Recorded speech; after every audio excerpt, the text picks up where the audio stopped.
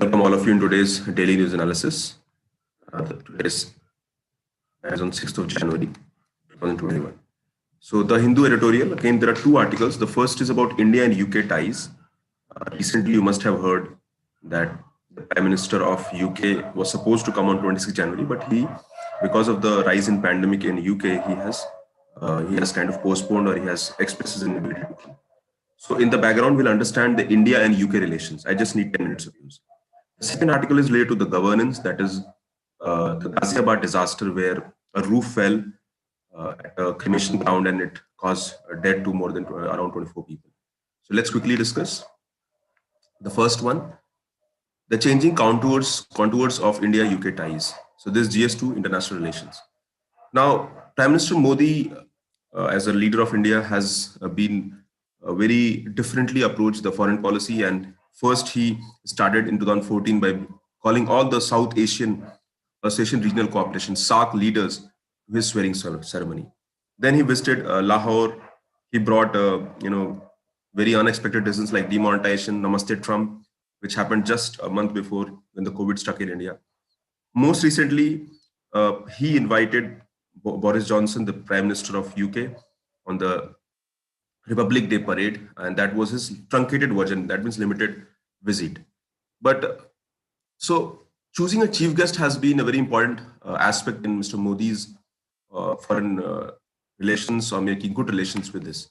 So, for example, in 15, Barack Obama came. In 16, French President Hollande came. Then the Prince of UAE came. Then Asian leaders came in 2018. Then South African President came in 19.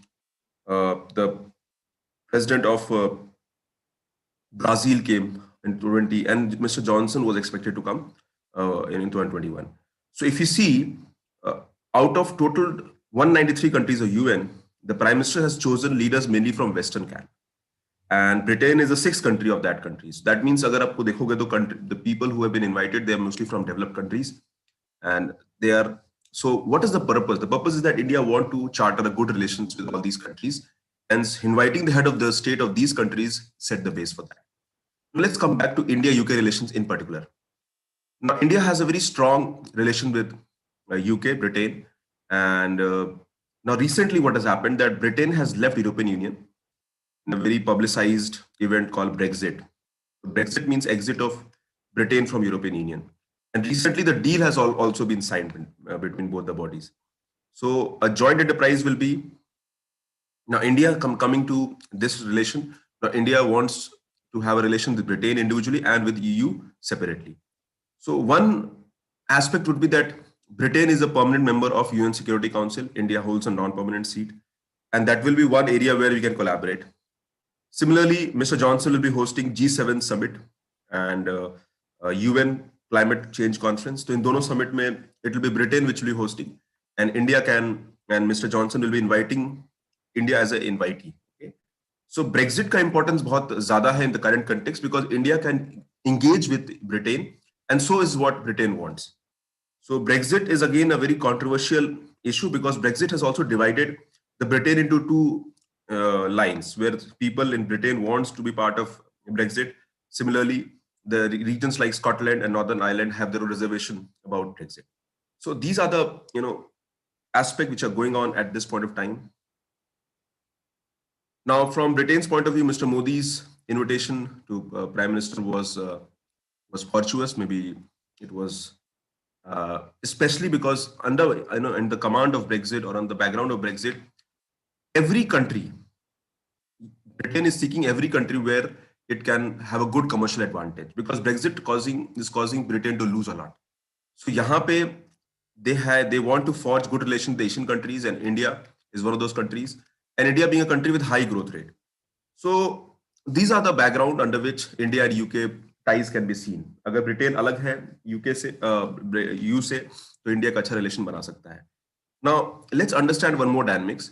If you try to see the history of past 15 years, we'd say that India and EU are negotiating for a trade deal, a trade agreement, FTA, free trade agreement, hum log negotiate kar rahe hain, but it is not happening. In spite of the fact that Britain is pushing for that trade agreement, but we have our own reservation. For example, EU kya chahta hai? EU chahta hai they want to come to India's market. And they want duty should be reduced on autos, wine, spirit. And they also want India to open the financial sector like banking, insurance, postal, legal, accountancy, maritime, security, and retail. EU चाहता है that हम अपना market open कर दे so that they can come easily. India, on the contrary, wants that our service professionals, IT people and other people, should go there is simply easily. So that is another area where India and EU can engage. But the problem is that we are not able to meet the common ground. India has its own reservation and EU has its own reservation. Now, under this background, India-UK ties are substantial, remember. They are substantial because if you see 15 lakh people, Indian origin, they live in Britain. Currently, there are 50 members of parliament of Indian origin. There are 3 members in the cabinet from Indian origin. People are holding high office like finance and home ministers in British cabinet. They are from Indian origin. Half a million tourists from India go to Britain annually. And there are twice the number coming from Britain to India. So these are some positive areas where we see that there's a lot of engagement. Around 30,000 Indians study in Britain. Okay, in spite of the fact that post-graduation employment opportunities are very restrictive for people going outside to Britain. So these are the relations that is there. Hence, these relations can take economic advantage on a positive note.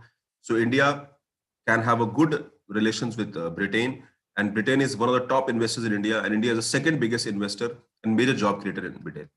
So हम लोग का एक बहुत strong positive relation है, and this tie can be furthered by the positive approach.